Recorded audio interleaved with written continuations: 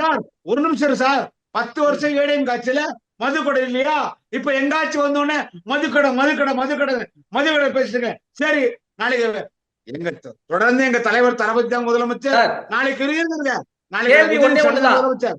கேள்வி ஒண்ணுதான். கேள்வி ஒண்ணுதான். மதுக்கடைகளை என்ன கேள்வி? மதுக்கடைகளை அரசு கட்டுப்பாட்டில் வச்சு நடத்துறீங்க. இதை ஏன் அரசு கட்டுப்பாட்டுல வைக்க முடியலன்னா கேள்வி புரியுதா உங்களுக்கு? அதை நடத்த முடிஞ்சவங்களுக்கு இதை ஏன் நடத்த முடியல? நாம வைக்கல சார். ஏற்கனவே இருந்த ஆட்சியாளர்கள் அவர்கள் வைத்த மதுக்கடை தான். நீங்க எப்ப எடுத்தாலும் திமுக மதுக்கடை. எடப்பாடி பழனிசாமி திமுக மதுக்கடை. நாங்க சார், தமிழர்களை இல்ல, கொண்டு இல்ல. வரோமா?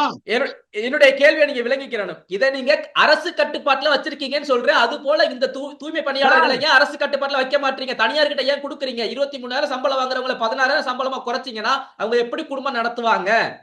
இதான் என்னுடைய கேள்வி. சார் சார் இதுக்கு ஒரே ஒரு பதில் சார். எங்கள் தலைவர் தளபதி அவர் தெய்வம்.